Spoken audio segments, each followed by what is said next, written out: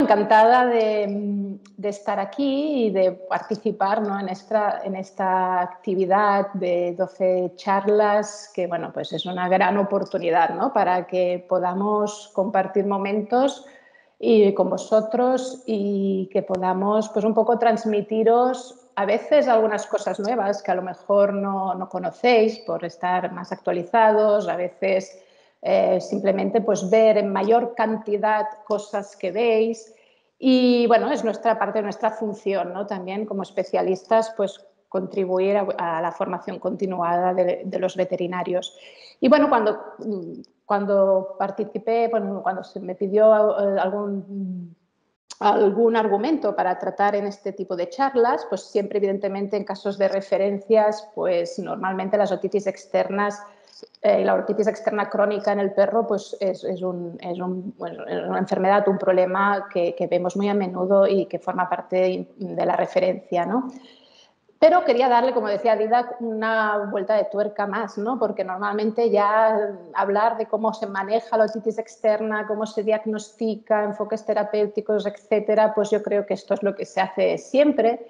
Y bueno, pues quería un poco darle este giro a esta charla y bueno, encontré material para compartir con vosotros.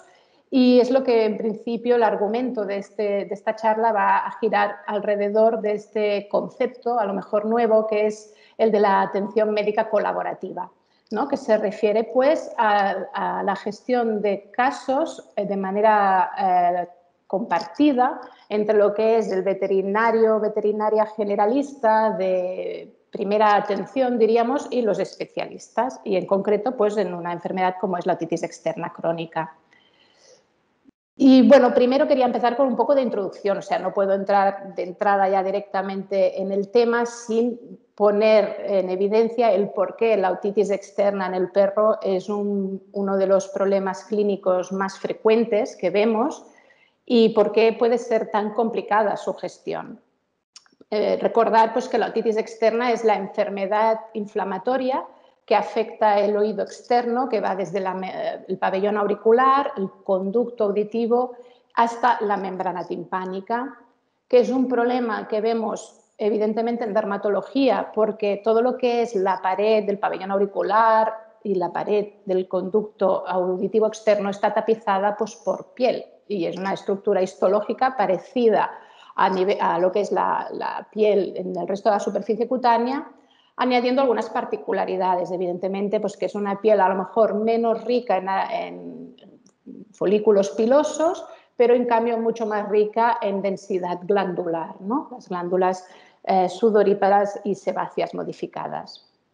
Y bien, por lo tanto, cualquier enfermedad en realidad que afecte la superficie cutánea, cualquier enfermedad dermatológica, de alguna manera podría también afectar la superficie cutánea que tapiza este conducto y por lo tanto producirnos una otitis externa como problema clínico. Sin embargo, seguramente la causa primaria, la causa más común y prevalente que vemos como causa de otitis externa en el perro es, sin lugar a dudas, la dermatitis atópica, ¿no? Es una enfermedad crónica, inflamatoria, muy frecuente, que puede provocar frecuentemente otitis externa. Entonces, por eso también la otitis externa es un problema clínico muy frecuente, porque la causa que mayoritariamente lo provoca, a su vez, es también muy frecuente. De manera anecdótica os podría decir que más o menos la extramayoría, más de la mitad de casos de otitis externa canina están provocadas por una hipersensibilidad cutánea, como decía, la dermatitis atópica, que probablemente en la fase inicial de otitis externa incluso podríamos pensar en el diagnóstico diferencial que podría ser una reacción cutánea adversa a los alimentos. Después, seguido de esta otitis, podemos tener otitis provocadas o predispuestas por la penetración de un cuerpo extraño, normalmente espigas, o incluso en animales mayores, pues el inicio de una masa, de una neoplasia benigna o maligna en la piel del conducto auricular. Después podemos tener como otras causas secundarias como infecciones bacterianas o sobrecrecimientos bacterianos o fúngicos por malasecias, que son secundarios no a alguna de las que he comentado anteriormente, sino, por ejemplo, a factores predisponentes como hipertricosis. Entonces, este factor predisponente más una infección secundaria pues nos generará otitis, incremento del cerumen, por ejemplo, en perros ancianos, o aumento de la humedad del conducto, por ejemplo, en perros que nadan y a los cuales les entra agua en el conducto. Evidentemente, causas mucho más raras como enfermedades inmunomediadas, pénfigos, enfermedades neutrofílicas inmunomediadas de estériles, celulitis juveniles, nos pueden dar inflamación también en la piel del conducto, pero realmente son casos esporádicos. Y normalmente la otitis formará parte de todo el problema que padezca este perro y, por lo tanto, en sí no lo enfocamos de una manera diferente. En general, la gestión de la otitis externa en el perro presenta numerosos desafíos diagnósticos y terapéuticos, ¿no? Pero, ¿qué hay a la base de estos desafíos? Bueno, desde siempre hemos sabido que básicamente los problemas mayores derivan de que hay numerosos factores involucrados en la etiopatogenia de la otitis externa.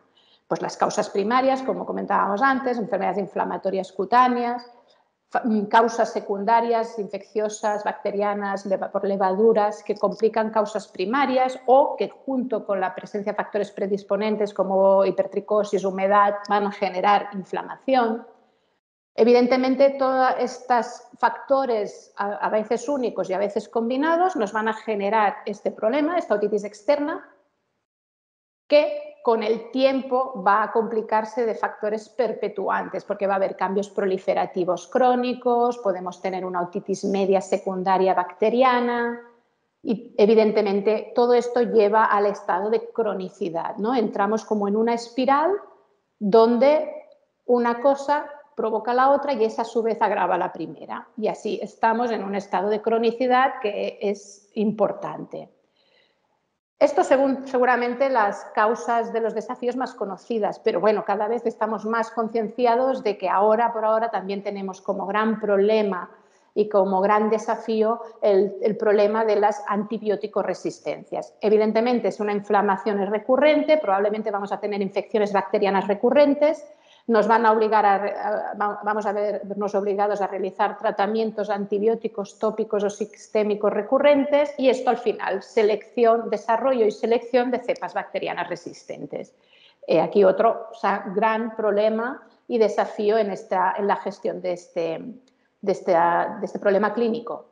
Y después, el tercer gran motivo es que frecuentemente, pues con la cronicidad y con el tiempo, la piel que tapiza el conducto va a sufrir cambios patológicos, cambios proliferativos crónicos como fibrosis en la dermis, hiperplasias glandulares, incluso después también aparte la mineralización de los cartílagos auriculares puede verse como una consecuencia de una inflamación crónica. Y muchos de estos cambios patológicos, estos cambios proliferativos crónicos, pueden llegar a ser incluso irreversibles. Evidentemente, cada uno de estos puntos o todos a la vez pueden hacer que nos lleve hacia una situación de fallos terapéuticos, ¿de acuerdo? Entonces, aquí la introducción relativa a lo que es la introducción de la otitis externa crónica, su frecuencia y encima su capacidad de generarnos problemas, ya sea diagnósticos como terapéuticos. Pero ¿cuál es el objetivo de esta charla? Lo que os quería decir, ¿no? Una vuelta de tuerca. Pues bueno, no vamos a comentar tanto cada uno de estos aspectos que he introducido, sino, por ejemplo, os quería presentar o comentar los beneficios de una atención médica colaborativa entre el veterinario general y el especialista, y en concreto en esta enfermedad. Y esto gracias a que recientemente pues, se ha publicado un estudio cuyo objetivo era básicamente y principalmente describir, ¿no?, los beneficios de esta medicina colaborativa. Y después, como segunda parte, lo que quería compartir con vosotros eran los resultados de algunos de los estudios clínicos que hemos realizado aquí en la FUAP, en la Fundación Hospital Clínic Veterinari, en el servicio de dermatología, conjuntamente con otros servicios de especialidad sobre este tema, sobre la otitis externa canina.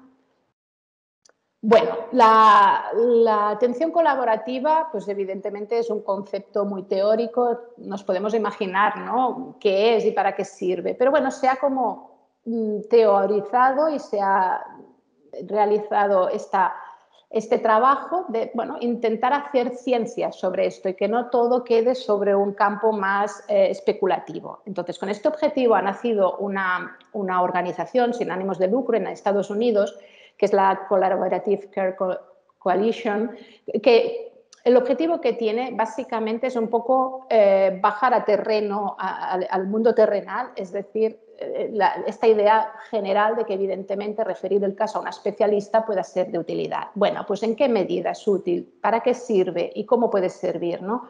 Realizan una serie de investigaciones, de estudios de investigación, ya sea cualitativa como cuantitativa, que están relacionados pues, en valorar de manera objetiva los resultados de la referencia a un especialista y lo van a hacer y lo han hecho en una variedad de enfermedades comunes, frecuentes, y lo han hecho en particular, hay dos artículos ya publicados, uno relativo a la enfermedad coronaria crónica y otro, que es el que nos pertoca, que es relativo a la otitis externa crónica.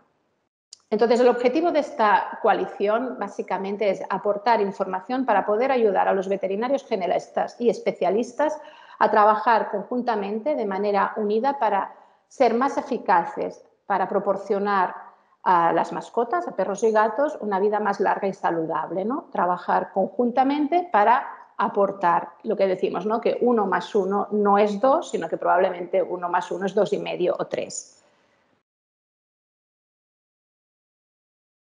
Entonces, la hipótesis de este grupo de expertos y de estudiosos, pues era decir, evidentemente la colaboración entre un dermatólogo certificado o buscar la colaboración con el dermatólogo o dermatóloga certificado especialista debería resultar en una mejoría en los resultados del tratamiento de la otitis externa crónica en el perro. Y, por lo tanto, tienen como objetivos en este estudio evaluar y comparar parámetros clínicos en una cohorte de perros con otitis externa crónica antes y después de ser derivados al especialista. Y ya como segundo objetivo, intentar averiguar si se puede deducir cuál es el mejor momento para derivar el caso al especialista.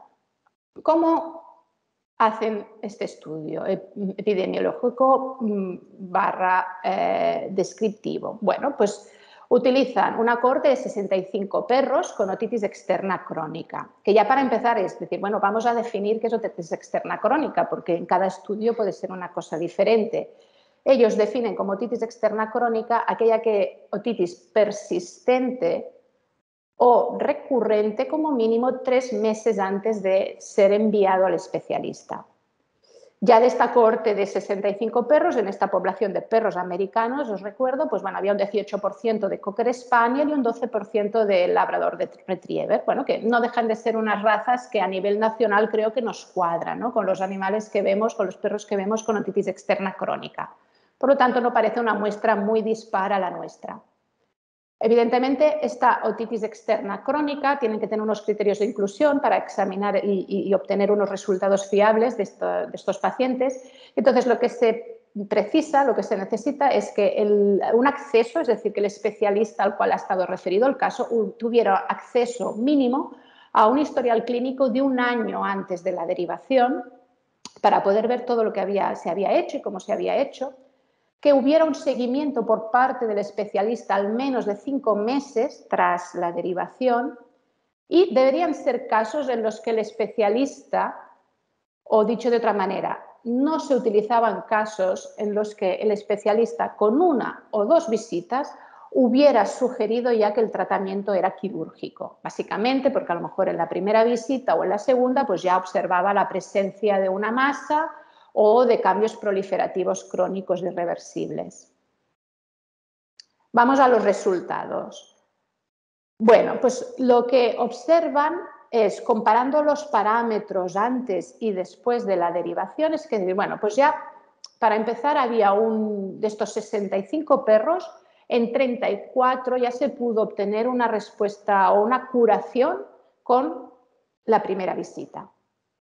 Evidentemente, como es de esperar, porque ya sabemos los factores involucrados en la otitis externa en el perro, pues evidentemente había tantos, la diferencia, que no curaban, sino que presentaban recaídas. Pero ¿cuál es la información importante de este estudio? Pues que tanto el número de recaídas, o sea que había una diferencia estadísticamente significativa con el número de recaídas y con el tiempo, los días que había entre recaídas. Es decir, después de la referencia el número de recaídas era inferior y después de la referencia el número de días entre recaídas era superior, es decir, que los espacios libres de enfermedad eran mayores. Después, también había diferencias en cuanto al diagnóstico de los cambios proliferativos.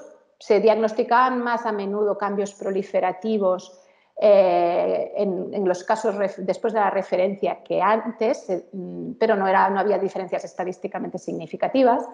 Y después sí que hubo cambios estadísticamente importantes en cuanto a la resolución de estos problemas debidos a la cronicidad, de estos problemas proliferativos crónicos. Es decir, se resolvían más frecuentemente cuando después o tras la derivación o la referencia al especialista.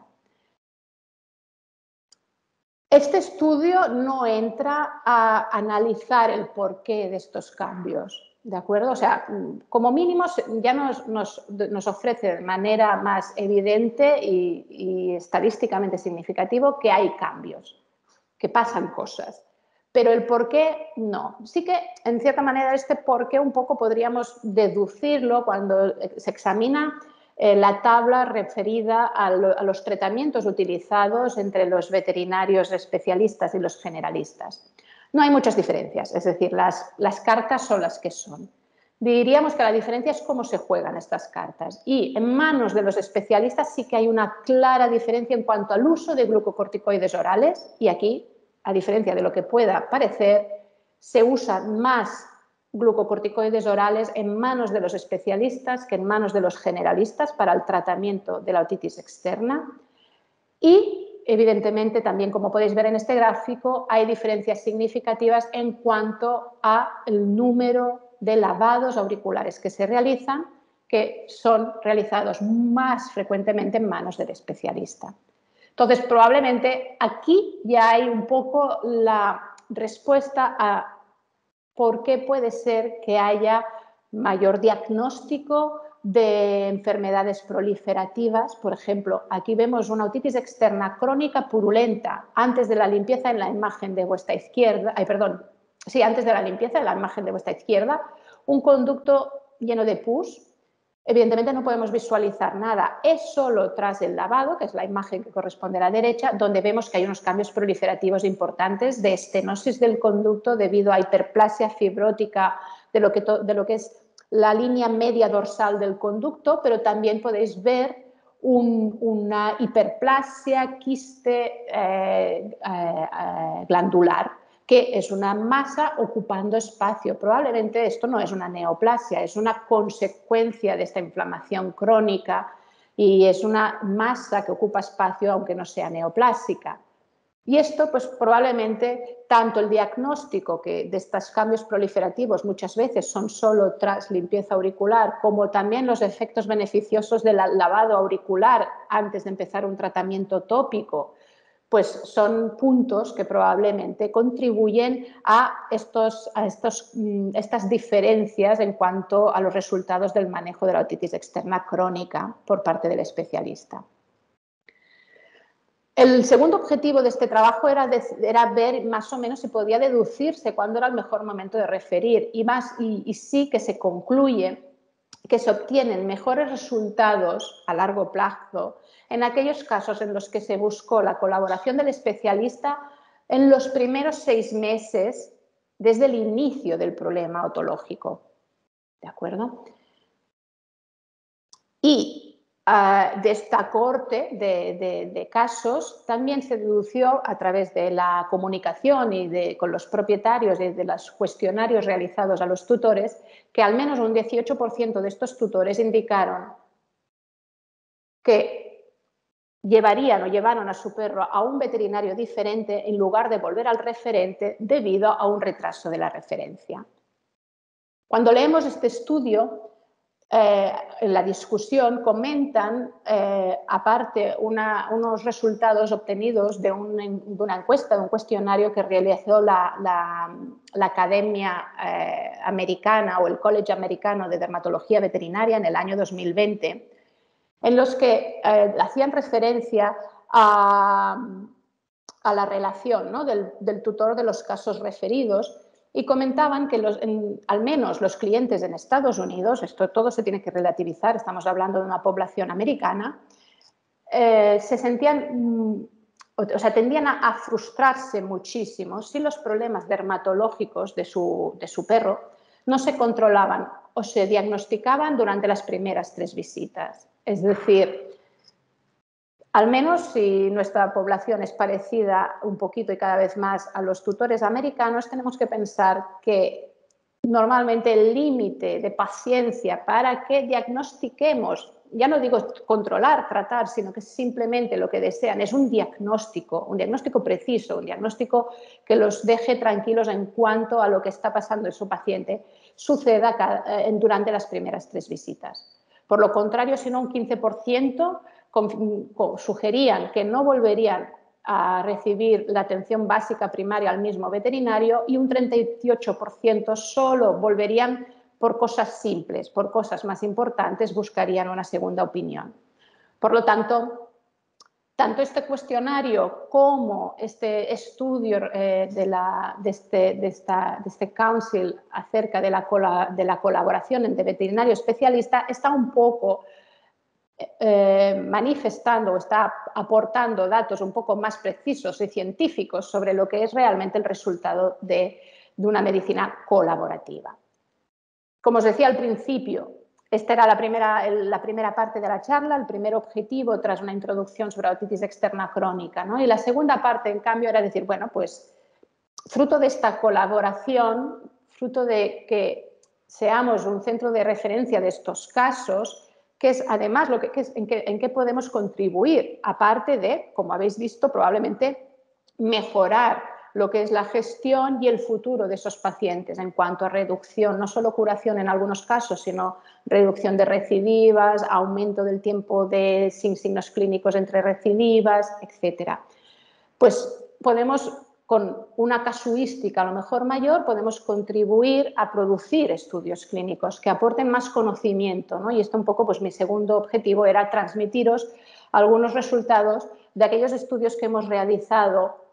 Algunos de ellos han sido trabajos de fin de grado y, por lo tanto, bueno, si esta charla pues la ven ya grabada en YouTube, tanto a Laia, que fue una estudiante y que hizo el trabajo de fin de grado en el 2017, o agradezco también a Roger, ¿no?, que fue la otra estudiante de trabajo de fin de grado del 2019. Todas ellas ahora ya veterinarias y por lo tanto las saludo y las agradezco si están viendo este vídeo. Y ahora recientemente Nuria, que es una interna actual del hospital y que también ha colaborado en este trabajo clínico. Y por lo tanto os voy a presentar pues estos 3 estudios que, bueno, pues han aportado y aportan pues un poco más de información científica relativa a este problema importante que es la otitis externa. El primer estudio era sobre la cirugía auricular, ya sea aquella que afecta al canal auditivo externo como a la bulla timpánica, en perros y gatos, y fue una revisión bibliográfica en general, pero sobre todo se hizo después una revisión de los casos clínicos operados aquí en la Fundació entre el 2003 y el 2017, que habían recibido cirugía auricular.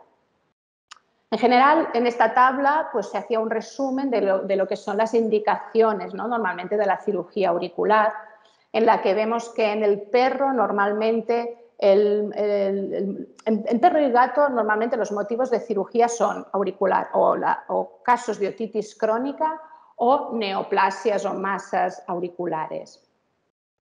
Normalmente en el perro el motivo de cirugía más frecuentemente es una otitis externa crónica, mientras que en el gato el motivo más frecuente de cirugía suele ser la presencia de masas o neoplasias en el conducto.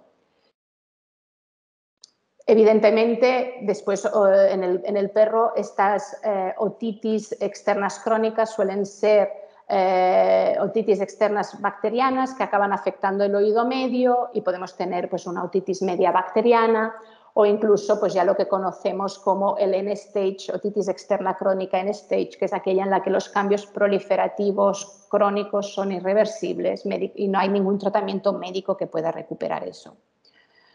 En las neoplasias en el perro, que son causa de cirugía, suelen ser normalmente benignas, diríamos que más o menos, mientras que en el gato, desgraciadamente, la mayoría o son más frecuentemente neoplasias del conducto malignas. ¿De acuerdo? Normalmente adenocarcinomas de glándulas ceruminosas o carcinomas de células escamosas. Bueno, esta es una introducción en cuanto a las causas. En cuanto a las técnicas, sabéis que básicamente hay 3 técnicas quirúrgicas. La técnica de CEP, que consiste simplemente en hacer una ablación parcial del conducto, normalmente de la parte vertical del conducto, dejando expuesta la mitad del conducto. Y normalmente esta técnica de CEP diríamos que debería estar indicada casi exclusivamente para la extirpación de neoplasias que afectan o a la pared del conducto que amputamos o que afectan a la otra pared, pero que una vez eliminado media podemos hacer una cirugía con márgenes amplios en la otra parte del conducto. ¿De acuerdo? Y no utilizarla en casos de otitis externa crónica porque evidentemente no resolvemos ningún problema. Continuamos dejando la otitis externa, pero menos tejido afectado, pero el problema continúa estando presente. En cambio, como sabéis, la cirugía que permite eliminar completamente el problema de otitis externa crónica cuando hay una neoplasia maligna o cuando incluso hay una afectación de la bulla, evidentemente, es la ablación del conducto con una osteotomía lateral de la bulla. Esta cirugía es normalmente la que se realiza más frecuentemente en el perro, mientras que en el gato, con una otitis media, ya sea por pólipos o una otitis media mucosa primaria, una otitis media bacteriana primaria, normalmente el conducto auditivo externo es un conducto permeable, es un conducto fisiológico sano y por lo tanto en esta especie la técnica quirúrgica que se suele realizar es la osteotomía ventral de la bulla. Entonces accedemos directamente a la bulla, eliminamos el problema, la neoplasia, si es que puede haber una neoplasia en la bulla, pero normalmente son pólipos, o simplemente evacuamos el contenido purulento si había una otitis bacteriana grave en la bulla. Bueno, relativo a la revisión de los casos que se operaron durante este periodo de tiempo, lo que vemos es que, bueno, básicamente había más cirugías en el perro que en el gato, 18 perros versus 6 gatos, y que como más o menos de la literatura veíamos que en el perro la mayoría de las cirugías se realizaron por otitis, en casi un 78% de los casos, mientras que solo un 5, casi 6% tenían neoplasia. En cambio, en el gato, más o menos, era por la par neoplasias y otitis, de las cuales normalmente pues eran otitis media interna, ¿de acuerdo? De este estudio retrospectivo, en nuestra serie de casos, vimos que más de la mitad de los casos eran cruzados o bulldog francés. Estarán las razas más representadas en la parte de perros, seguido secundariamente como raza pura el pastor alemán. O sea que un bulldog francés y raza brachiocefálica, supongo que coincidéis conmigo, pues que suele ser un perro bastante representado o una raza bastante representada cuando hablamos de otitis externa crónica y en particular pues de cirugía auricular. Uno de los objetivos principales de este trabajo para nosotros como ensayo, como método para aprender de los casos que tratamos, era tener una visión más real y no sensorial de los efectos adversos asociados a este tipo de cirugía. Por lo tanto, parte del objetivo de este trabajo sobre todo era centrarse en valorar los efectos adversos. Evidentemente, de las técnicas que se utilizaron, que como veis la mayoría de los animales se operaron con la técnica de T. calvo, en 17 pacientes, mientras que CEP se realizó en 6 animales solo y la osteotomía ventral de la agulla en un gato. Lo que vemos es que seguramente la técnica quirúrgica reina en cuanto a efectos adversos, evidentemente es la más completa, la más agresiva, que es la T-calvo. De estos efectos adversos veíamos que más de la mitad tenían un daño en el nervio facial. Esto es un porcentaje, casi un 53%, que puede ser muy elevado cuando uno compara con la bibliografía. Pero tenemos que tener presente que normalmente el porcentaje que se describe bajo en la literatura sobre la afectación del nervio facial es la sección. La sección que se describe normalmente es entre un 5, bueno, menos de un 10% de los casos en la bibliografía, pero la sección. En nuestro estudio lo que queríamos era ser honestos, queríamos decir, no estamos hablando solo de sección, queremos ver daño, es decir, aquellos animales que tras la cirugía tenían y presentaban signos de inflamación del nervio facial. Como veréis más adelante, y lo repito para que quede claro, aquí este daño en la mayoría de los casos fue reversible porque no era una sección del nervio facial. Evidentemente la T-calvo se llevaba el máximo de porcentaje porque es, como os decía, un poco la más agresiva, y después otro efecto adverso era la hemorragia profusa que también podía haber en una T-calvo.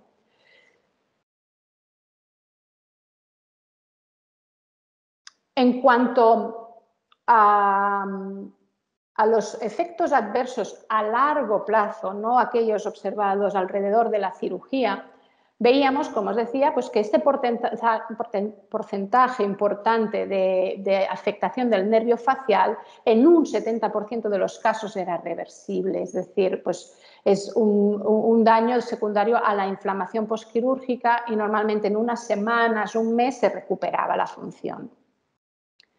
Evidentemente, pues algunos otros efectos adversos a largo plazo que podíamos tener pues era la persistencia de un GEP-TIL, y lo que podíamos ver era una presencia de un absceso o de una fístula en el punto de la cirugía que se observó alrededor de un 20% de los animales que habían realizado solo una ablación del conducto, ¿de acuerdo?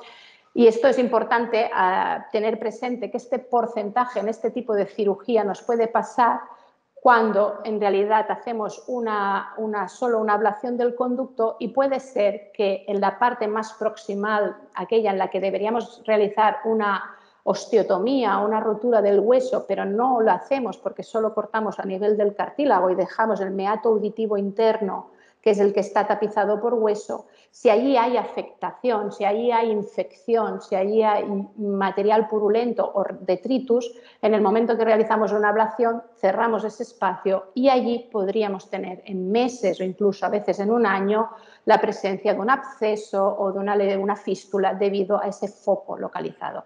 Por eso es muy importante analizar bien qué técnica quirúrgica es la más indicada, porque podríamos tener complicaciones solo por no haber escogido, que en algunos casos a lo mejor es mejor realizar una ablación junto con una osteotomía lateral de la agulla y no solo una ablación del conducto. Para intentar ser más conservadores, después podríamos tener problemas. De manera general, conclusiones.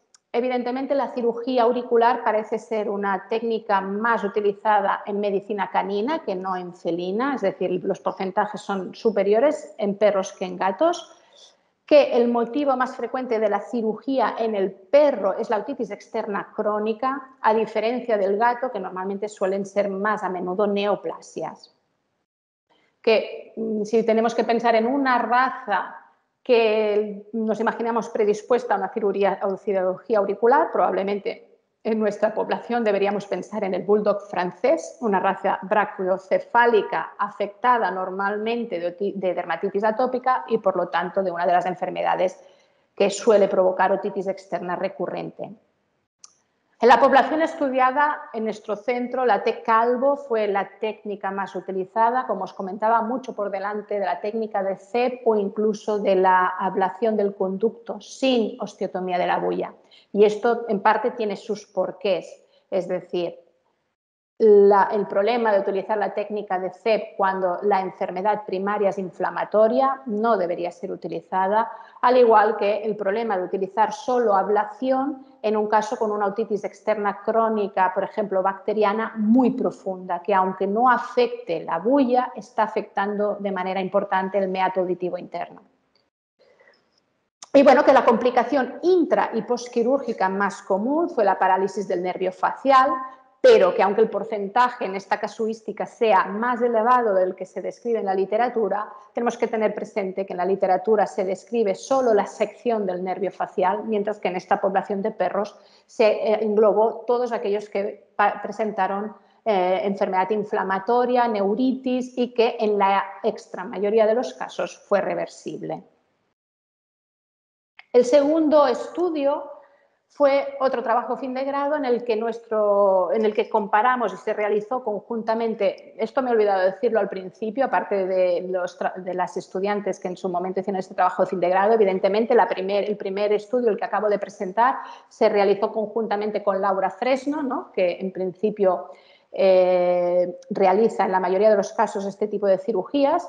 Y ahora este segundo estudio se realizó junto con el Departamento de Diagnóstico por Imagen y fue también codirectora del trabajo de fin de grado Rosa Novella. Y aquí lo que buscábamos era comparar la videotoscopía con técnicas de imagen avanzada, ya fueran TAC o resonancia magnética, para el diagnóstico de otitis media en perros con otitis externa.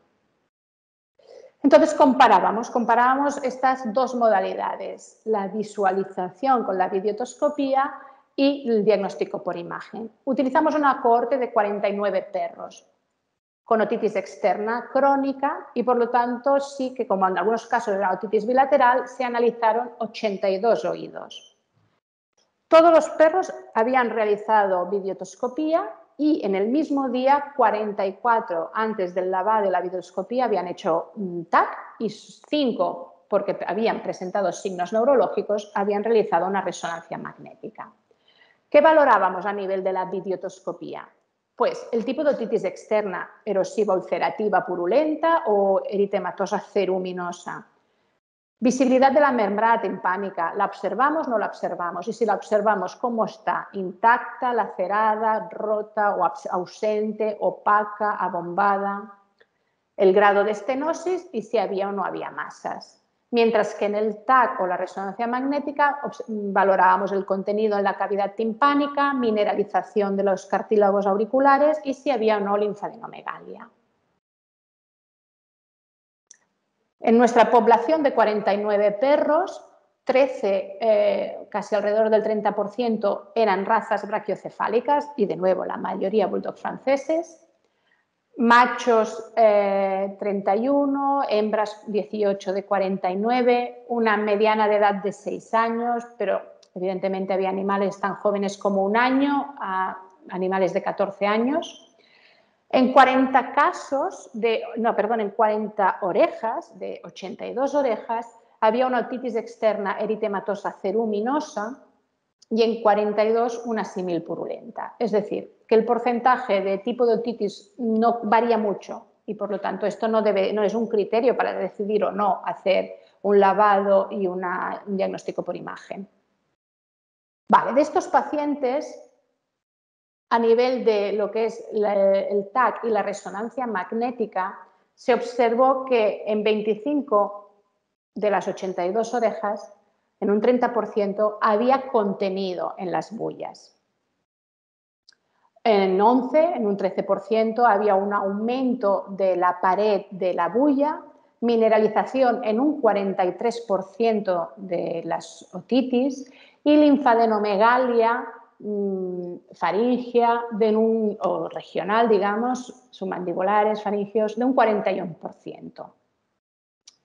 Es importante destacar que de estas 25 orejas en las que había un contenido en la bulla timpánica, la membrana timpánica se observó íntegra en un 10%. Es decir, en un 40% de los animales o de las orejas con otitis media diagnosticada a través del diagnóstico por imagen, había una membrana timpánica intacta. En cuanto a los resultados de la videotoscopía, la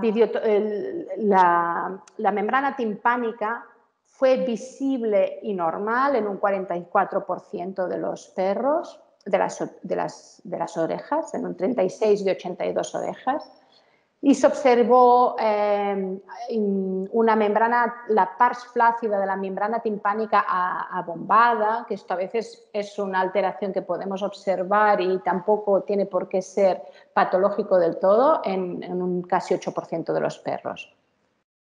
Una membrana timpánica opaca, como la que se ve en la imagen rotulada con la imagen número 1, se evidenció en un casi 5% de los casos. Rota, como la que se ve en la imagen número 2, que se ve una laceración en la pars tensa de la membrana timpánica, en un casi también 4% de los casos.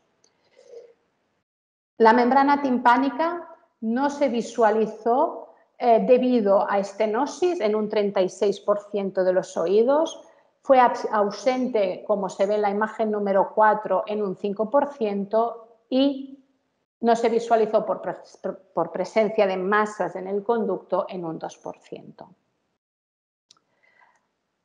Aquí lo que es importante ver desde el punto de vista diagnóstico con la videotoscopía es que el diagnóstico de otitis media se pudo hacer solo en aquellos casos en los que primero se visualiza la zona de la membrana timpánica y esta estaba rota o ausente. Y por lo tanto, el diagnóstico de otitis media a través de la videotoscopía se realizó solo en 7 perros, en 8,5% de los perros, de los cuales en 5 de estos 7 el TAC o la resonancia magnética comentaban que era normal, que no había contenido en la bulla.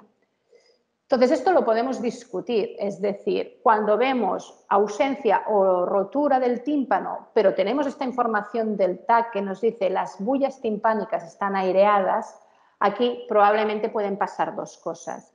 O esa rotura es muy temprana y aún no ha habido tiempo de que la bulla se haya modificado tanto como para ser visible en el diagnóstico por imagen, o en caso de pequeñas laceraciones, incluso nos podríamos atrever a decir que se han realizado durante el lavado, porque en el caso de una otitis externa crónica, si el tímpano, como en la imagen número 1, está opaco, está inflamado, está patológicamente afectado, probablemente la misma presión de los fluidos, el mínimo roce con una sonda podrían provocar una ruptura iatrogénica. Y entonces tener como diagnóstico de otitis media cuando en realidad a lo mejor aún no la hay. Pero estos son hipótesis.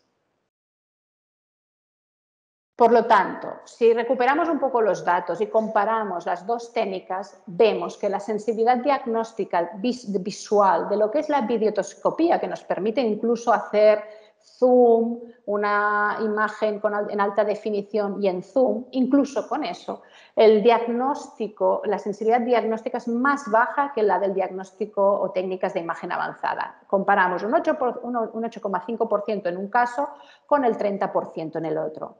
¿Cuál es el motivo principal? El motivo principal es porque en la mayoría de las veces no conseguimos ver ni la zona de la membrana timpánica debido a la estenosis.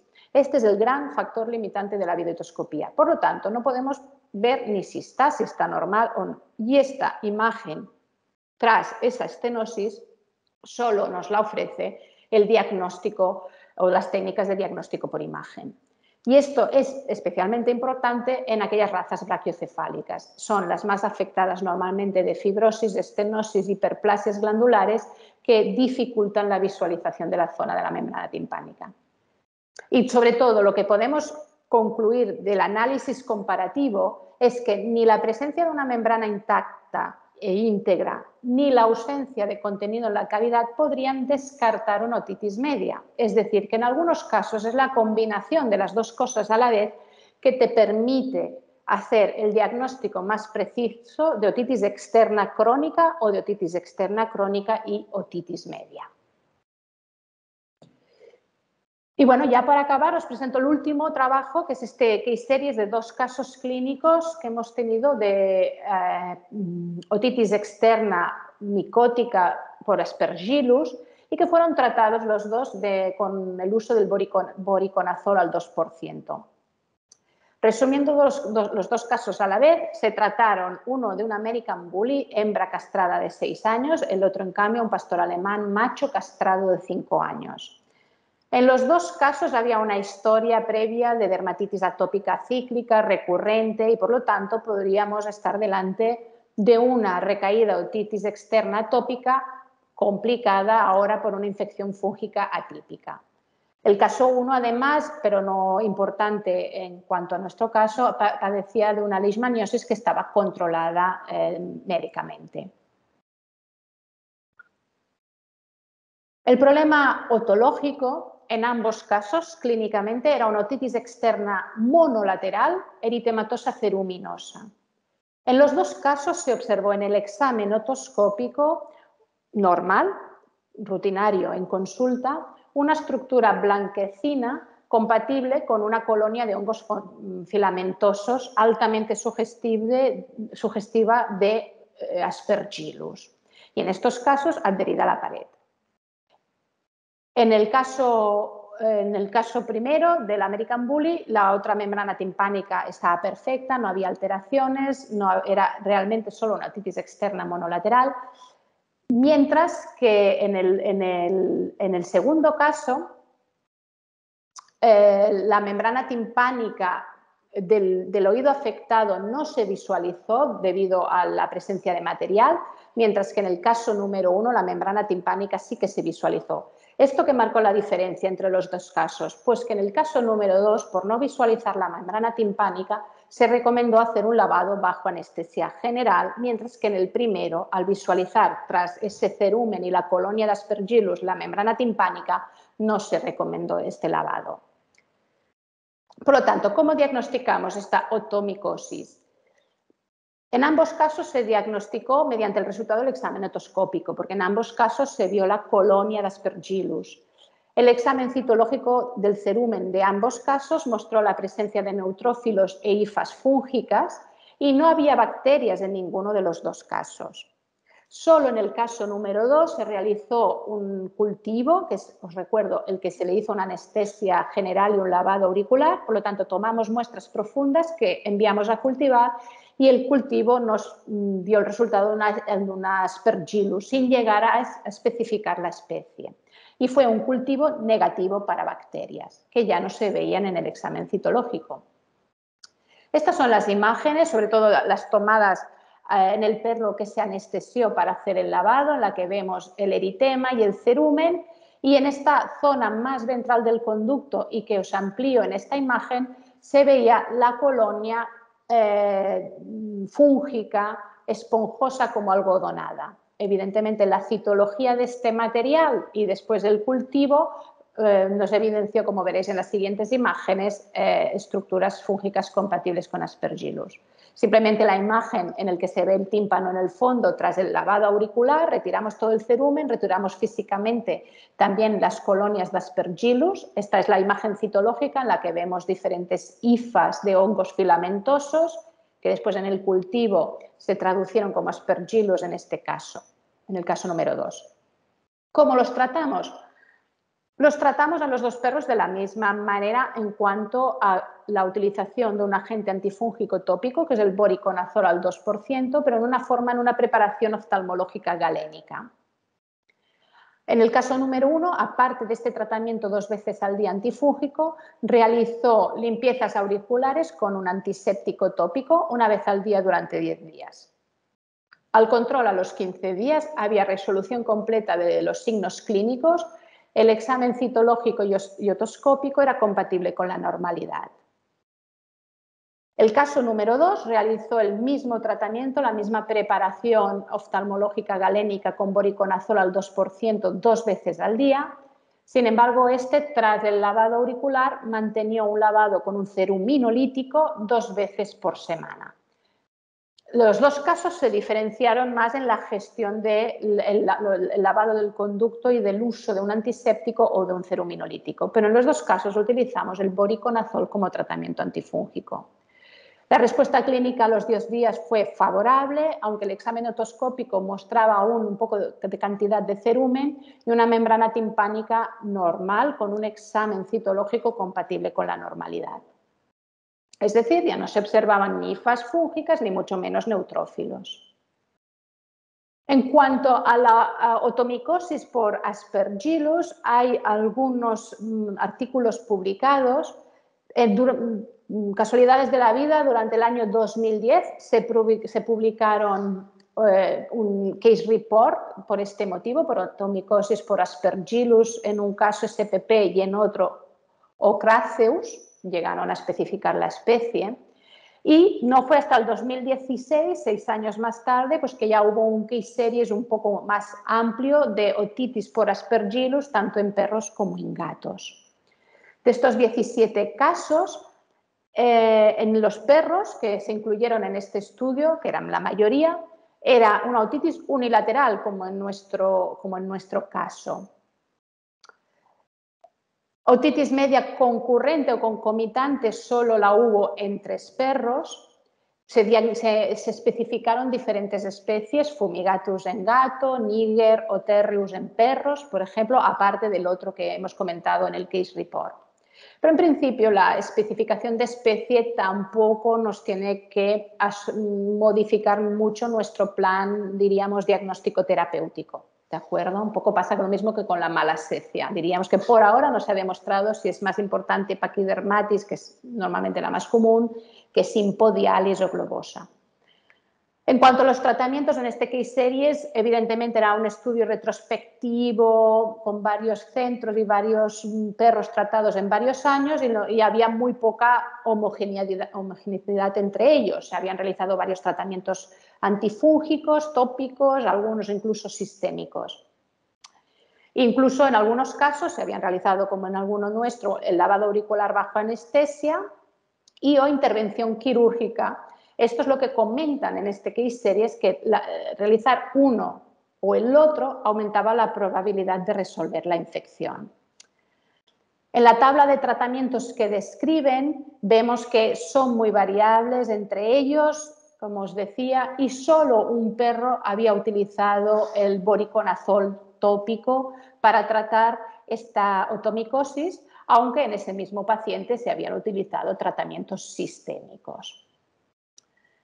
En realidad, pues, hay muy poca información, es muy variada y sí que es verdad que probablemente en la literatura y en el pasado se ha tendido a ser más agresivo en el tratamiento de esta otomicosis, usando tratamientos antifúngicos sistémicos, incluso en algunos casos cirugía. Como veis, en los casos descritos han sido casos de otitis externa gestionadas con simplemente el tratamiento antifúngico solo tópico con voriconazol, a excepción de uno de los dos que además realizó un lavado, pero sin necesidad de tratar vía sistémica. Bueno, yo ya he terminado, creo que en tiempo. Quería agradecer muchísimo pues, a todos los que estáis presentes o a los que habéis podido encontrar el tiempo futuro para revisionar el vídeo en YouTube.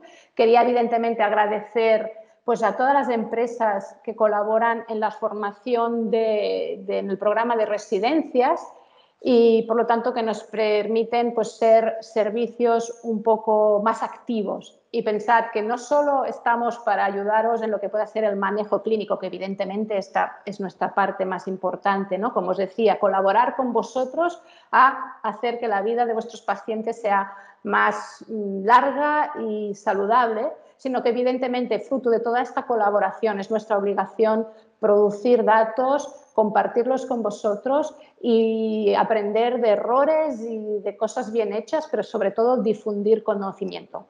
Por lo tanto, os lo agradezco muchísimo a vosotros y a todas las empresas que han colaborado en la realización de este evento. Muchas gracias.